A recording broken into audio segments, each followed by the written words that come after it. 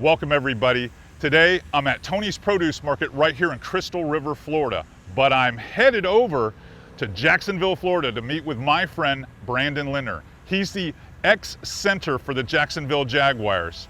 All you have to do is remember that every Tidewater Diary starts right here in Citrus County.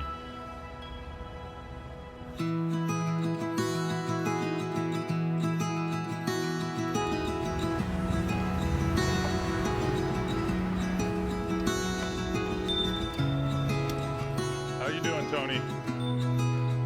Good.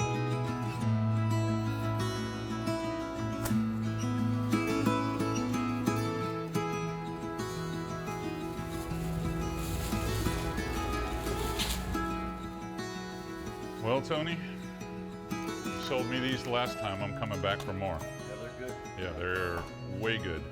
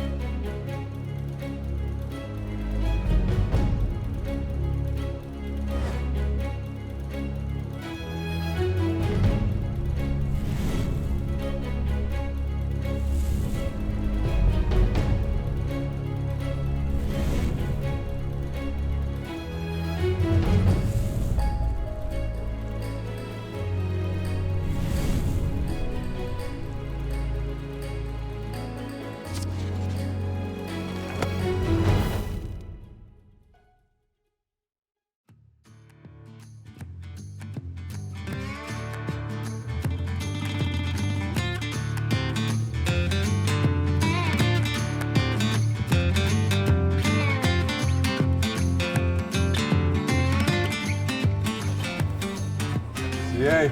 Brandon, How are you? I'll tell you what, I thought Carter Andrews had an amazing crib. This place, next level, unbelievable. Well, welcome. It's a special place. I just rented it for 8 years, but I'll show you around. I'll tell you what, I'm impressed. I've never been to the Jacksonville Jaguars Stadium. I've been to a lot of stadiums, but not this one. Thank you. Yes, sir. Well, in my diary, I have a lot of questions I want to ask you. How did you get to this point, to walk down these hallowed halls, Yeah. you know, being a professional athlete? Yep. Well, it started playing Pee Wee football down in South Florida. That's where I grew up. It's almost funny when I'm next to a guy your size and you're talking about Pee Wee football. Right. Yeah. I used to be about yay big, but that when I was about 7. But yeah, I grew up west of Fort Lauderdale, Davie Southwest Ranches area, and that's where I started. That's where my love of football started, and that's kind of the beginning of my path to standing in here. And for 8 years, this is where I worked, this is where I lived, in this locker room. Realizing a dream. Now, I did a little snooping around about you, and your high school team was impressive. I mean, my audience would love to hear how many of those guys turned into D1 athletes. It was very impressive. We won 2 state championships when I was playing there in my 4-year career there. We lost my senior year, should have had a 3rd state championship, but in my class, I think it was around 22 players go Division I. And if you think about it, right, 11 on offense, 11 on defense. You still got one other guy there. Yeah. Wow. Yep. So it was special. I mean, my running backs in my class was Giovanni Bernard, played for the Bengals for 9 years, with the Bucks for 1 year, and then James White, which he played for the Patriots his whole career, 2-time Super Bowl champion. And yeah, it was in high school, if I wasn't out at halftime, I was pissed because we were beating the hell out of his team.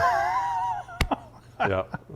Well, then you went on to become a Miami Hurricane. That's right. Yep. And that must.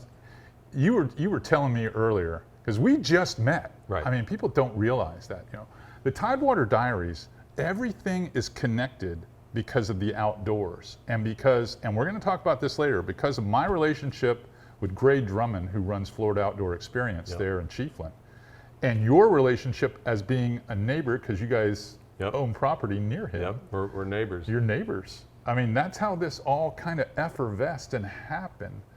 But I want you to tell me, although I can't believe I'm standing in your locker room here. This is pretty amazing. A lot of these are the names that you see every Sunday afternoon. I mean, it's just, No, there'd be a lot of kids watching this that would be going, I can't believe they're in the locker room of the Jacksonville Jaguars. Yeah, this is a special place. I mean, this is our sacred spot, our safe space. I mean, this is where, you know, the outside noise wouldn't distract us. I mean, even the coaches, like this was the players' spot. You know, you see the ping pong table.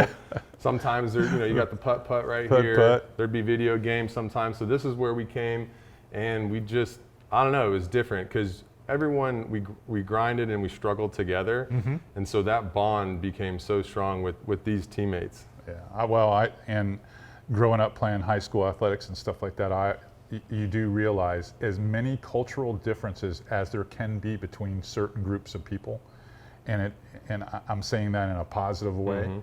It is amazing the brotherhood there is when you go to war, whether it's on a basketball court, a gridiron field. It just doesn't matter. Baseball diamond, I mean, everybody's got everybody's back, and we're here to do one thing, and that's win. That's right. And that's just win. As a collective effort, and I mean, I think growing up in a locker room has helped me just relationship-wise, dealing with people, like you're saying, all different types of backgrounds, right? It's how do you connect with someone that you might not have any similarities with, That's right. And to be able to find that and to be able to figure that out, that's special. Well, and that's, you know, I drilled down since we didn't know each other. I did find out you were the team captain there at the Miami squad, and you were team captain here as well. I was, yeah. I was team captain in Miami, and probably one of my greatest accomplishments here in Jacksonville was I was a 5-time team captain, and honestly, for me, that was all I cared about was the recognition from my teammates, and just because that was voted on by these guys in here. Right. So to be a 5-time captain, By your peers. By my peers, the first one in Jaguars history, because so when you're a captain, you wear a patch. Yeah. And there's a C, and then there's 4 stars. And each year, a star gets filled up, right? They color it in yellow. Well, after 4 years, the whole patch, if you become a 5-year captain, the whole patch is yellow. The C becomes yellow, the whole patch. Wow. And they hadn't had one here in the history of this program, of this What an franchise. honor. Yeah, What an honor. Huge honor for me. I mean, that was one of my greatest accomplishments, again, because I didn't care about the media. I didn't care about what anyone had to say, even the coaches. It was these guys in here. Yeah. That was all I cared about. Yeah, it's amazing. You know, we met one of the young teammates that came in here a little bit earlier. He's a defensive lineman.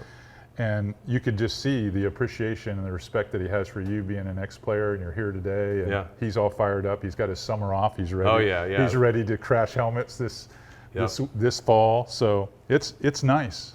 It's amazing. I know there's more you want to show us. Yeah. So let's walk around and do it. And I'll ask you some more football questions Perfect. for sure. Let's do it. So there's got to be some type of pre-game routine you guys go through, because you couldn't walk out there just cold and do this. No, routine was everything. I mean, it started here at the snack bar, nutrition bar. You had your electrolytes, your beet juice, honey stinger, stuff to give you energy, stuff to give you carbohydrates to be able to play for 4 hours at a time. Once you got done fueling up, obviously, you started with lunch and breakfast, then you made your way here. You got the training room right here. You were getting adjusted by the chiropractor, getting your ankles taped, your wrists taped, any type of treatment you needed on any ailments that you had during the week. And then you could come into here, you could get on the treadmill, elliptical, you could bike just to get warmed up, right, and not be out in the heat of the field getting warmed up. And these treadmills are like man-sized. They're serious. They're serious. And then we'd spend a lot of time in the weight room doing a lot of prehab, getting our muscles fired up, and then obviously just the normal training that went on in there. Well, I would imagine you'd have to spend a lot of time in this room to get as big as you are. Yep, spent a lot of time in here. A lot of time. Pretty much every day during the week, we had a different type of lift. Whether we would play on Sunday. Once we once you ended the game, that's when the routine started. I mean, that's when your hydration plan started, your nutrition plan started. The best thing you could do is push the fluids, because all that helps rebuild. Exactly, it helps rebuild. It helps flush the system, right? You just went out there on a game field and just beat the hell out of your body. You're sore, you got all this lactic acid buildup. The best thing you could do, push the fluid. So that's what started on Sunday. Then Monday, I'd wake up, could barely walk. I mean, hobbled, any type of little injury or just normal, like just bruising. You get in here, and really you'd want to just lay around all day, lay in bed, lay on the couch, but the best thing to do was to keep moving, come in, get a lift, jump in the pool, just get moving. You had to move, and that helped with recovery. People, I don't think the average viewer that loves the game, they're always saying, wow, these athletes, they make crazy money, and they're just playing a kid's game. Mm-hmm. But the toll it takes physically and mentally to remain focused and remain at the top, because if you're not at the top, you're not with the organization anymore. Right. I mean, walk us through a week. What's a week like? Right. You're here most of the time, I'm sure. Yep, every day we're here. You play on Sunday, you come in Monday, you get moving, some type of workout, some type of get in the pool or on the field, just very, very light movement. Then you watched film, you reviewed the game. Mm-hmm. Well, that was Monday afternoon. And then we got a little break. Tuesday was an off day, but there was never an off day, right? You were in here, you were doing something. Right. And that was the time for me when I would kind of get away. Monday afternoon, I had access to a farm about an hour south. Yeah. I did a lot of hunting during football season because it was That's during right. the fall. It's fall. So that was more my Monday afternoon and Escape. Tuesday. Yeah, that was my escape, kind of recharge, right? And then come in Wednesday morning. That was a big work day. So then it was Wednesday, Thursday, Friday. You came in here. You got in around probably 6:30. You would normally do a lift first.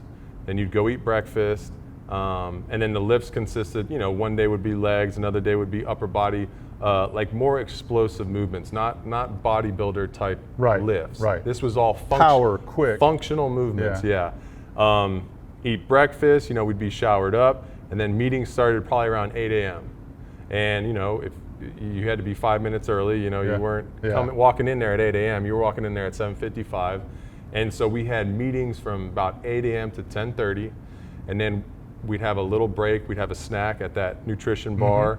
And then from there, we would get dressed. We'd have a little downtime, get dressed, and then we'd be out at practice around 11:30, noon, just depending on the day. Right. And then we'd practice for 2.5 hours. And we practiced in the middle of the day because a lot of times we were playing at 1 p.m. That's right. So you condition yourself for the same type of climate. Exactly. So then we'd be out there, practice for about 2.5 hours, get off the field around 3, and then shower up. There might be an afternoon meeting, just depended on the day, because Wednesday, Thursdays, and Fridays, that was the main work week right there. And then you'd be gone, right? And then you'd go home. Travel on Saturday, maybe. Travel on Saturday, but even when you left the facility, when you went home, right? I lived in Jax Beach, so it was a nice drive to be able to unplug. But when I got home, you still had to watch film. You still had to take notes on that. So it never really ended. And like you were alluding to earlier, it's a big physical toll on you, but more than anything, mental toll. It's mental. So can you come up with a winning routine, right? Because routine was everything for us. You had to have a winning routine because it was 17 weeks. That's right. And you had to, day in and day out, you didn't want to stray too far from it. Right. So when you had that routine and you stuck to it, that's when you find a lot of these guys have success. You got to embrace the grind. Embrace it. Embrace it. Can we walk out on the field? We can. Let's do that. Yeah, let's go. Let's go.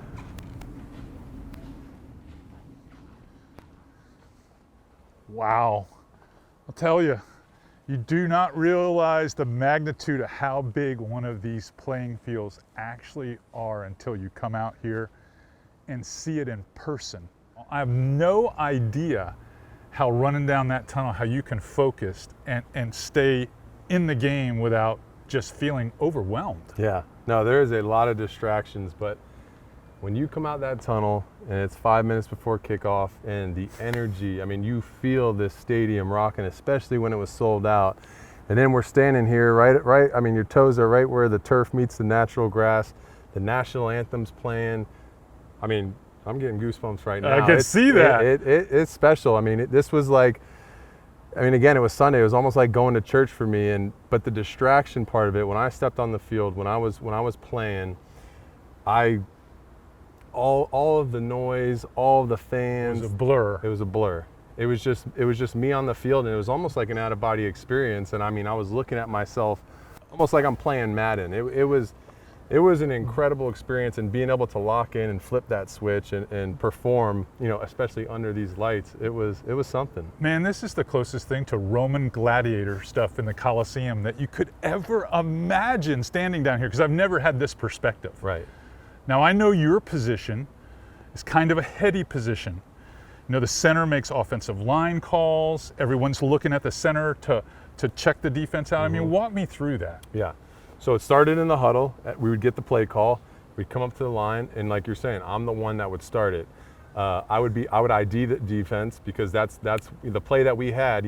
Depending on the defense, that's where it started. Then I would ID the Mike linebacker, and from there, it would trickle down the line, and everyone would now know their assignments based on the defense, based on who I ID'd, and now everyone's making their calls, and then boom, snap, and then you go through it, and then you got to go back to the huddle, and you got to be able to forget about that play. You learn from it, the good or the bad, but then you got to move on, right? Because you got about 70 other plays, and you're getting in a routine. You got to do the same thing over and over again. And I think the average viewer doesn't understand they don't see it that technical. Right. They just see it mano a mano, athleticism versus athleticism. They just don't see it the way that you have projected it to me. Right.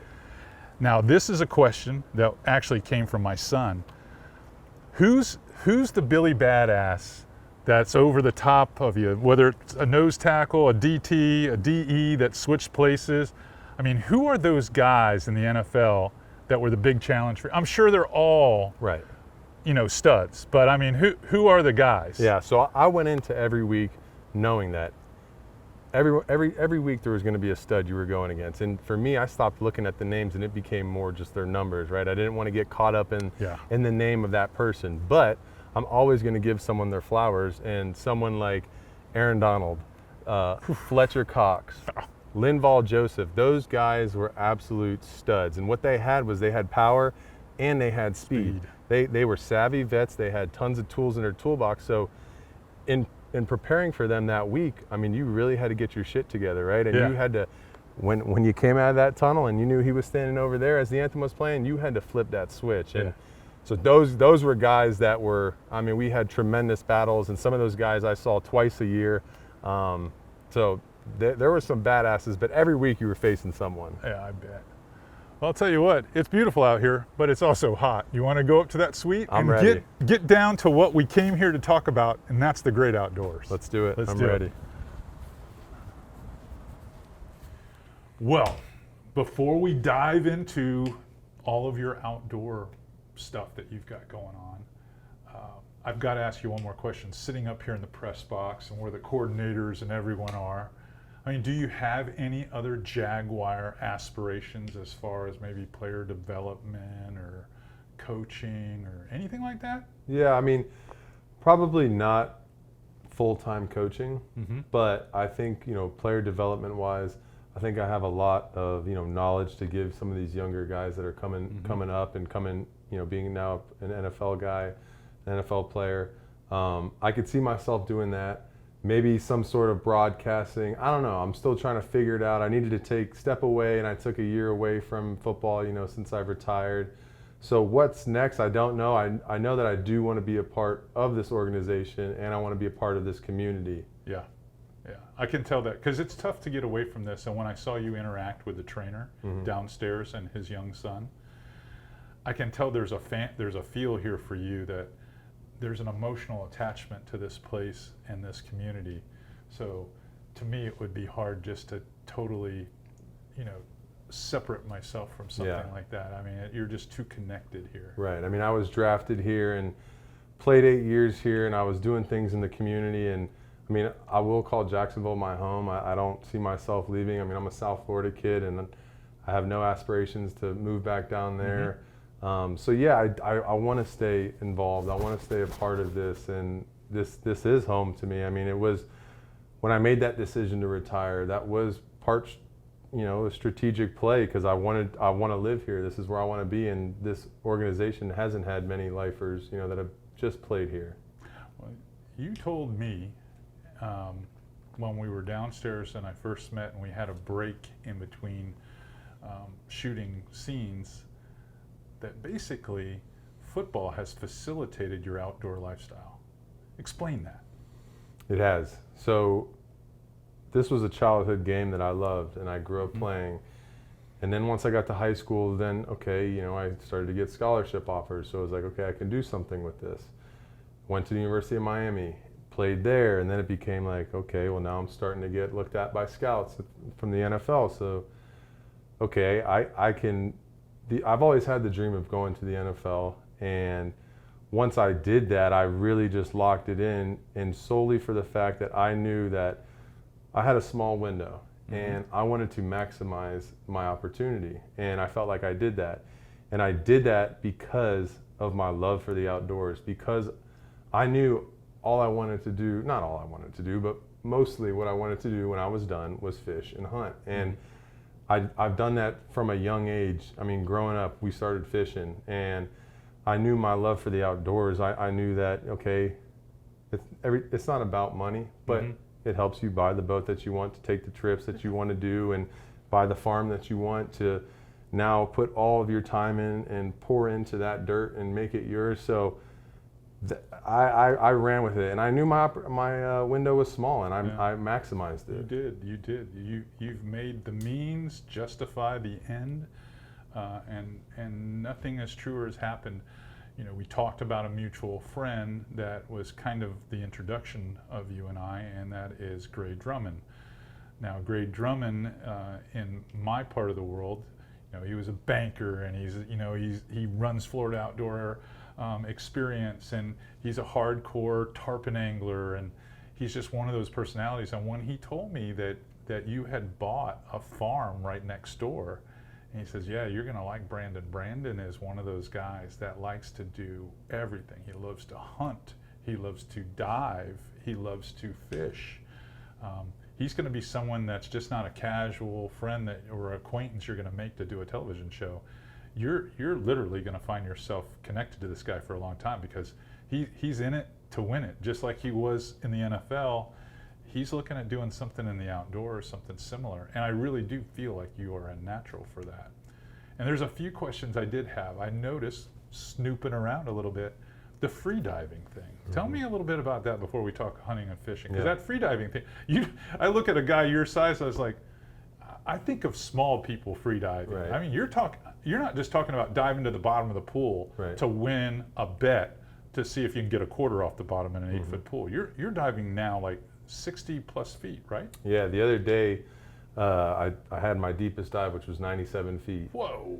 And it was 1:55 was my my time on my watch. And this is something that I've done since I was a kid. You know, again, my father introduced us to fishing, and that was his whole life, was fishing. And you know, we grew up fishing Chokoloskee, Everglades City, Mosquito Lagoon when we lived in Orlando for a little bit.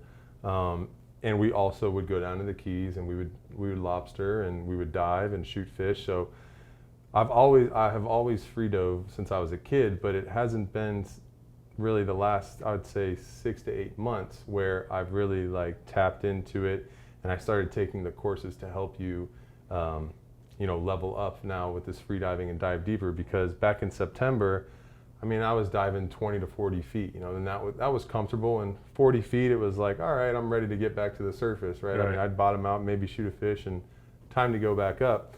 Well, one of my buddies that I started doing this with in high school, same time last September, he went all in on the free diving, and he started traveling around the world taking these certification and these classes, and now he's a master free diver. So he came back home, and he's now back home. He was in the military, a naval intelligence officer, and now he started to teach us, because he's an instructor now. So he has been teaching us, and he's the reason that I've really accelerated my free diving. And it's we're training on a line. We're line dive training, and what it's doing is it's helping you become comfortable with depth, because depth is scary, and the sensations that you feel, it's different. I mean, the first atmosphere 33 feet, the next one's around 66, and that's right. And then the next one's almost 100 feet. Right. So at each atmosphere, you have these different sensations. So diving on the line and training yourself. And again, it's so technical. I mean, even as you equalize, where's your head placement with your chin tucked? Where's your tongue on the roof of your mouth? I mean, it's the little stuff like that. So I've really geeked out about it. Wow. And I'm hopefully by the end of this summer, I'll be around a 125, 145 foot diver. So are you using a weighted sled to achieve these depths, or you're pulling hand over hand just swimming straight down? I mean, you got a lot of muscle mass, so I don't doubt you would sink. Right. Well, no, I wear about 6 to 7 pounds of weight on my weight belt. And so, and you kind of know how much weight you want to use. You go down to that first atmosphere around 33 feet, and then you let go of the line, and you're either going to sink or you're going to float or you're going to be just perfectly neutrally buoyant. Because once you pass that first atmosphere, then you become negatively buoyant, and you stop kicking, and you're just in a free fall when you're weighted correctly. Right. And just the same when you're coming back up. Once you come back into that first atmosphere, It's pulling you. It's pulling you up. Yeah. So you can stop kicking at the end of your dive. But so I'm normally around 6 to 7 pounds of weight. I'm wearing a 1.5 mil wetsuit, and the training that we've been doing on the line is called free immersion. So you're pulling yourself down. So if you pull yourself down, you pull yourself up. If you kick down, you kick up. So that's the rule of thumb. So we've been doing a lot of free immersion. Also a lot of we're kicking as well, just honing in on that technique. But it's different. So what? Okay, 90 feet. That sounds pretty damn deep to me. I could see kicking down 30, 40 feet, shooting a hogfish, shooting a group or something like that, and it seems like you'd have time to maybe kick around, swim, chase something down, get your shaft, bounce up, and go to the top. But in 90 feet, I mean, by the time I got to 90 feet, which I'd never be able to get to 90 feet, I'm never getting to 90 feet. I might get to 90 feet, I'm not coming back. Right. That's more like it.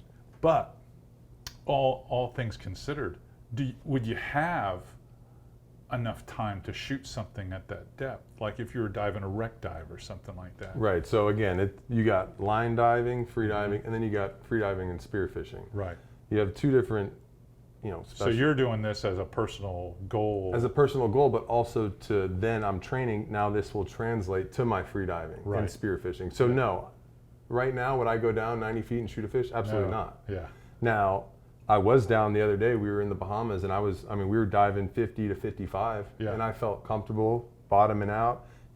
Of dive time, it was like a minute 15, minute 25. Yeah. So I would feel comfortable shooting a fish in 45 to 55, whereas before, it was 20 to 30. So it's just you're taking the two techniques and blending them. I gotta believe all the physical conditioning, being a professional athlete, has definitely made that possible for you, because I don't see that happening for the average guy. Yeah, it might have helped. I think the mindset too is the biggest thing. Yeah, you got to be mentally tough. Because that when I got down to that 97 foot mark and I started kicking up, it got to a point where in my head, right, this is all happening, but it's in my head. It's like, I'm ready to get to the fucking surface, right? But you can't, right? But then it's like, okay, well, hold on, calm down, go back to your training, and it's just you understand. It's a discipline. It's a discipline. The contractions that you have, and you know you're okay. Yeah, because you can't let fear, get in the way of something like that, because fear could kill you. In that moment, fear could kill you. Talking about killing stuff, let's talk about that. Let's talk about some of your hunting now. I know if you're a friend of Gray Drummond's, you must be addicted to killing turkeys. Yes. Tell me about that, because I know, it looked like you have been traveling around the country. Are you doing the turkey slam? Is that what you're doing? Yep. Yeah. Yep. So I completed my turkey slam last year. That was the first time I did that, and yeah, I am ate up with turkey hunting. I'd rather, if we're talking about hunting, I would rather hunt turkeys than whitetail, elk, anything like that. Why is it? Is it the interaction with the bird? Exactly. Because you're talking to him? Exactly. You're I'm playing chess, right? Yeah, exactly. From when he's best said. up in the limb, right? From that moment where he wakes up and he lets off that first shot gobble, or sometimes they don't, right? Sometimes, or they let off one gobble and he hits the ground and shuts up.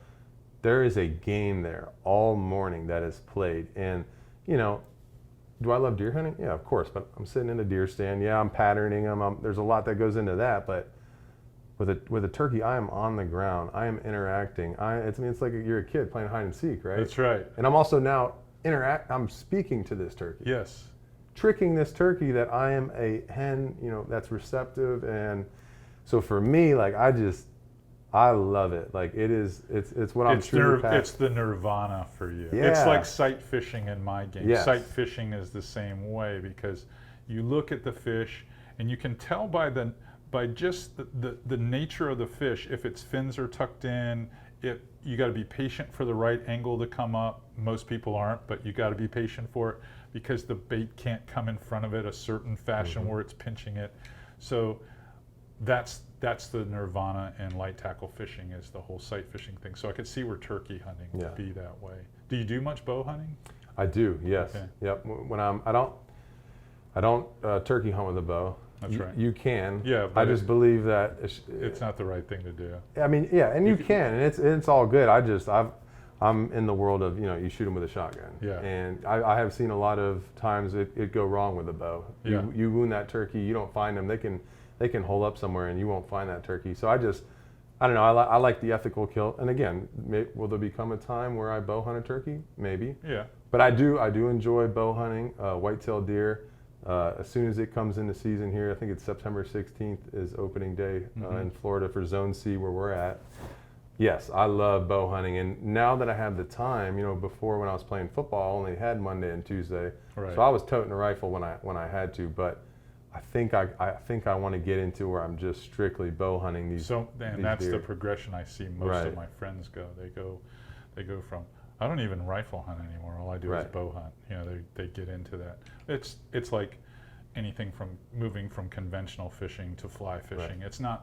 It's not now about the result as much as it is about the process of the hunt. Yeah. That's why you're out there.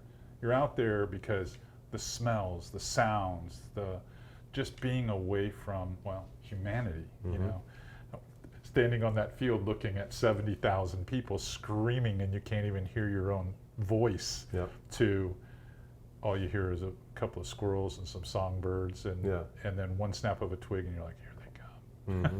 Well, that's where you're truly present is in the woods, on the water. The people that I take fishing, the people that I take hunting. It's funny. I'll always ask them the same question at the end of the trip, and it's like, did you think about anything that was going on in your life when we were out fishing or when we were in the woods? Yeah. And the resounding answer is always no. I was here. Total escape. And it's powerful, and that's why I think I run to it. I've always run to it for that reason. That's the number one thing. To this day, my wife can tell my attitude, my demeanor, if I'm edgy, if I'm, things aren't going my way, I'm just quiet or whatever. She goes, you really need to just go fishing, because when I'm fishing, I'm in my world. Right. I love the natural world that way. And speaking of fishing, I know that you visited not only the Bahamas that we've talked about, but you've even made trips out to Venice, Louisiana, and done some rig fishing and stuff out there. And that's some place that I go every summer. I love that place out there. It's just one of those special places to fish. With a Freeman on the way, will we see you trailering around the Southeast and doing some of that stuff? Definitely, yeah. I've already moved my 36 yellowfin. It was in Jacksonville behind the house, and then I've moved it now to Island Mirada because I'm living down in Miami more. My wife's down there working, so I got the boat down there. So spending a lot more time down there. I want to move it. I'm thinking this because again, our property's right near Cedar Key. We're 20 minutes from Cedar Key. I'm thinking about moving it for September, October, November. Going to move it to Cedar Key, so I'm able to fish grouper and red snapper on the weekends. Yeah, that fishery over there, I think it's one of the best fisheries. But hopefully, yeah, I know. I gotta keep it under wraps because it is a forgotten place. But when the boat's there, then I would like to run it to Venice. Yeah. And the only reason I'm saying running it is because I got a full tower on it. Yeah. And it's a bitch to take down. So it's just sometimes it's easier just to run across. Yeah. It is. And Florida is just such a unique place as an angler. I visit all these places. I'm really fortunate. I know I'm a blessed person. I'm out in Texas and Louisiana and Carolina sometimes fishing. We're supposed to go to Hilton Head next week. and do a little bit of cobia fishing or big jack crevalle fishing or triple tail fishing. I don't know what Brian Vaughn's got in store for us, but this week we're supposed to go down after filming with you tomorrow. We're going to drive down to Stewart. We're going to do, hopefully, if this 92L depression doesn't turn into something serious, we'll be sail fishing down there for, just wrapping up shows here at the end of the year.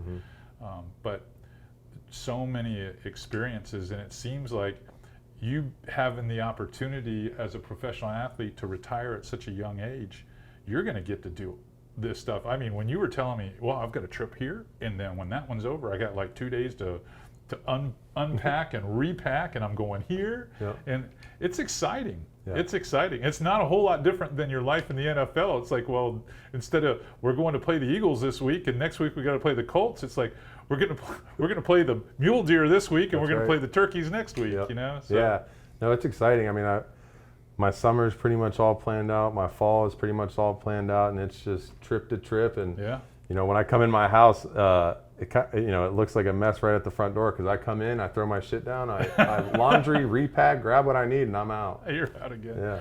So let me ask you this. Is your wife into the outdoors as well? Is she like a outdoor nut as well? Yeah, so she does love it. She's from Charleston, South Carolina. And so we met in college, sophomore year in college, and through our relationship, she has gotten more and more into it, and it's really cool. So she's becoming an orthopedic surgeon. Oh, good for her. And so the cool part about that, and it's great having her on a boat. So we've done, when the boat was here in Jacksonville, we do a lot of offshore trips, just her and I. Running 50, 60 miles offshore, having a day, filling the coffin box with groupers, scamp groupers, mangroves, muttons. Well, when we get back to the dock, I'm cleaning the boat, I'm washing the rods, everything like that. She fillets the fish. Yeah, well, she's practicing. She's good with a knife, so it's great. So she loves that, and she loves the turkey hunt. She likes being out there with me. She shot a couple turkeys. That's great. So yeah, she enjoys it. I think that's important in life to have a partner that has a lot of similar interests like that. It makes it a lot easier for them to understand, because when Yeti coined that quote, a call to the wild, or a call for the wild, it is true. I mean, there is, in some of us, there is that need to be outdoors. I grew up in a different time when we didn't have as many distractions with 900 channels on television or cable or whatever, and video games that were as sophisticated as they are now. So that stuff never interested me. All I wanted to do is be outside. I was teasing some neighbors the other night. I was like, remember those commercials back in the day? Do you know where your child is? It's 10 p.m. Do you know where your child is? That's what it was, because we'd stay out and play that long. And now it's like, it's just a different world altogether to get kids outside. And that brings me to this question. You had mentioned when we were down on the field that you might have an inshore charity tournament that you're trying to put together with the Jaguars and the city and all that. Tell us more about that. Yeah, this is something that has just blossomed like a month ago. Again, trying to find ways to stay a part of this community, stay a part of the organization. I do something with Ronald McDonald House every Christmas, and it's right here downtown. I've sponsored their Christmas party since I was a rookie, and a couple guys have also come in with me, some of my teammates. And we'll make a donation for the party, and then we'll also make a donation where we have the team here that helps us with all of our charitable stuff. They'll go to Walmart. I mean, we filled up a truckload, like a U-Haul truck of Christmas gifts and food. Before COVID, we could go around the hospital and dress up and give the gifts away. But since COVID, last year we were able to do that. We were able to interact with the kids, but. So I enjoy that, right? And I've just been thinking, okay, now I'm retired and trying to figure out what's next, and what am I passionate about? I'm passionate about giving back. I'm passionate about this community, and I'm passionate about fishing. And nobody has done a Jaguar affiliated. Nobody has done a fishing tournament with current players, with former players, maybe with other big, notable people in this community. And so that's something that I'm going to start. I've already had some talks with the Jaguars and the team that does all the charity stuff. So So that's something, yeah, that hopefully next April it'll be coming down the pipe, and we'll start gearing up for that this football season, be able to advertise it and kind of talk about it. Yeah. And that way when it happens, when the player schedules are, because I can see where you would get a lot of involvement. Right. You know, let's face it, NFL football players are idolized by not only youth but by grown men. They would love to be a part of that, and I'm sure a lot of the players would get a lot out of it as well. You know, some of them come from backgrounds where they don't probably get in the outdoors, and all of a sudden you might even spur or inspire a few of those guys to like, you know what, this stuff is pretty fun. Let's do this. Yeah. And Lord only knows COVID did that for this state. I've never seen as many people on the water as you do now. It is absolutely crazy. When you talk to tackle companies and you talk to retailers and you just see it at the boat ramps. It's amazing how many people have fallen in love with the outdoors here in Florida. Yes. It's like something I've never seen before. I can remember when I was like, oh, it's too hot, it's too this, it's too that. Now people are out there doing it, and good for them. Oh yeah, because during that time when we were all in quarantine and lockdown and stuff, that was where you could go and escape, hang out with your friends. I mean, honestly, that was some of the better times. Those 3-4 months we were locked down. I was fishing, I was turkey hunting. Like I was okay with it. We didn't have work or nothing. And speaking to that though, I had never seen more people on the water on the intercoastal. I couldn't believe it. Yeah, it's crazy. Couldn't find a parking spot at a public ramp. Yep. Well, speaking about public ramps, tomorrow morning, you and I are going to shoot an episode of Flats Class TV together. So not only did we do the Tidewater Diaries, you impressed us enough that we want to shoot television with you guys tomorrow. So we're going to have you meet our camera boat and our team and stuff, and I'll let you know what ramp it's going to be at because I don't want everyone showing up there. But we're going to do this tomorrow, and I think we're going to have a lot of fun. Inshore fishing here in Jacksonville is one of the biggest deals. Some of the best fishermen in the state. When I used to be on the tour, some of the guys that placed, perennially in the top 10 in Team of the Year came from the Northeast region. So you guys have an incredible fishery here, and you have some incredible anglers here. There are a lot of people here that are solid outdoorsmen. This is maybe the 4th largest city in the whole state, but if we would take, a pie chart to find out how many of them are out in the outdoors more than 50 days a year, this would be number 1. Yeah. That's how big it is here. Yep. Yeah, you're close to great hunting. You've got fantastic inshore and offshore fishing here. And, you even have the St. Johns River, which is, just one of those bass fisheries that's really impressive. You guys got stripers here. You got some of the, I've watched Don Dingman set records with kids for years on bull red fishing here. You guys got a great tarpon fishery here. That's why you live here. Yep. So yep. I will see you at the ramp, my man. Looking forward to it. In the morning, it'll be fun. Thank it'll you be for a lot having of fun, me. and I appreciate you being part of the Tidewater Diaries. Thank you. Appreciate it.